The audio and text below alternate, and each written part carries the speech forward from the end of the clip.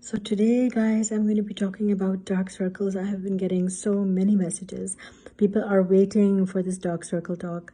Thank you for your trust in me. I know that there's so many resources on the internet, but you choose to stay with me and listen to my talks. I truly appreciate that. Dark circles are a medical enigma, and I'm going to shed some light on it and give you my perspective. And of course, then you can always decide that you know what it is that you want to do. If anyone tells you, or any brand claims that please apply our cream and apply our product and your dark circles are going to be cured, or if anyone says that, oh, we have a cure for dark circles, that is really fishy. I would not really trust that person or that brand, because the thing is that dark circles, there's a reason why they're difficult to treat or they're not easy to manage, and I'll tell you exactly why. The reason that dark circles cannot be cured, number one, we really don't know the cause. So we don't know the cause. When we don't know the cause of something, we really cannot target it really well in terms of medical management, or we cannot focus. So we have a rough idea of what's happening, but we exactly don't know why it's happening. The second thing is there's not a distinct classification. So like for acne, there's a classification. For every disease, there's a classification. You have a staging for cancer. So you can that way treat accordingly. Not so with the case of dark circles. Dark circles are very difficult to classify, but there has been a recent really good system whereby we can clinically classify dark circles. So I'm going to mention that, and let's see which category you fall into. So we have attempted to hopefully bring a little bit of more systematic classification to dark circles. What I'm going to do now in the following slides, because tomorrow I'll talk about the home management and treatment, what I'm going to do is I'm going to classify it. So for those of you who are interested, look at that classification. It's a very simple classification. And then I'm going to tell you that, you know, what is happening in what. So I'll give you another few slides of definitions of things, why they happen. So reasons why we think that dark circles are happening. So I'm going to do that. So I'm going to say goodbye for now. Have a look at my following slides. And tomorrow, let's go into the treatment, because I have some amazing treatments for you, because I'm also a cosmetic formulator.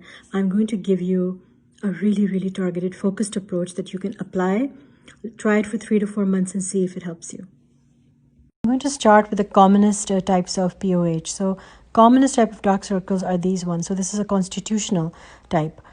Upper and lower eyelids both are involved. It's a very dark, almost a dark blackish to a brownish color, and it's very thick. In fact, if you take your finger, you can actually feel the velvety texture, and this is a type that is really prevalent in those with darker skin tones. So this is more genetic, it's more racial, and it involves both the upper and the lower eyelid.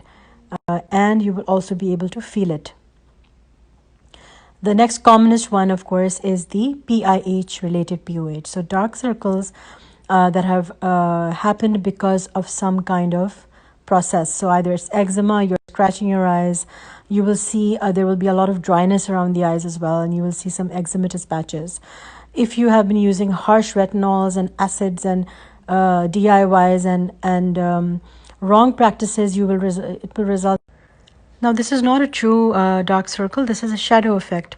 As you can see, the overhanging muscle is like a canopy, so it's resulting in a shadow beneath it. So this can take place in the upper and lower eyelids both.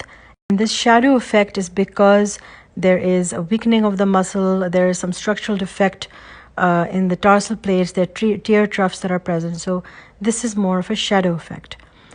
The next one is known as vascular. So this is when the skin is thin, and also there's a very rich capillary network underneath. So you will see a bluish tinge, and this is usually present in the lower eyelid, and you can see that it's quite prominent and bluish in color.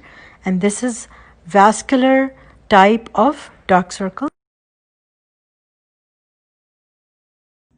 So here are 2 tests that I'm going to do for you. The number 1 test is, do you have dark circles due to a shadow effect? A shadow effect, like I mentioned, is when you have a weakened muscle. So you have weakened muscles of your eyes, or you have a defect in the tarsal plate. And these are the plates that are making your eye eyelid really strong. So if there's an anatomical defect or there's something wrong with the weakness, there's a weakness of your muscles, it will result in a canopy effect. So you're going to have these folds of muscle hanging and it'll result in this shadow. So how do you know if you have the shadowing effect type of dark circles? So close your eyes. I'm just going to close one because otherwise I won't be able to see what I'm doing. So close your eyes and then just shine a torch. So when you shine the torch, if the dark shadows disappear, you have a shadow effect dark circle. So if the dark circle is still there, you don't have that type of a dark circle. So just take a light, close your eyes or one eye and just see, is the dark circle still there or has it disappeared? So in my case, you can see that my dark circle did not disappear. So then I'm going to think about what other kind of dark circle I can have. So I'm going to show you now test number 2. And I'm going to talk about the commonest type, and that is vascular, and that's number 2. So number 2 type of periorbital hyperpigmentation or dark circles is due to a very thin, so an extra thin layer of your under eyelid, and along with that, an extra rich dermal vasculature. So you have a lot of capillaries that are pooling in the dermis of your skin, the lower lid skin. So a lot of blood vessels means sluggish. Some of them are leaking and breaking, releasing heme, resulting in inflammation and a toxic reaction. So a lot of things are happening in vascular type. The vascular type is different because it has a bluish tinge. This is what you're going to do. Watch carefully. You're just going to a nice lighted room. So it's a little bit dark right now, but anyway, in the bathroom or wherever you have a big mirror and there's a lot of light, try this trick. Take your index finger and just do this. Stretch it. Okay, so stretch your, can you see this? Can you see that? Wonderful. So when I stretched the skin of my lower eyelid, I actually saw something. I saw blood vessels. They were blue in color. They became more prominent and my dark circle became more prominent. So I have a vascular kind of dark circle. So tomorrow we are going to look into the home management and some novel treatment ideas that I have for you. We can try it out. Because there is no standard protocol for dark circle treatment, I'm going to mention some options that may be available to you, and you can also try at home if you don't want to go for those options. Again, there's no cure, but we can try to minimize them.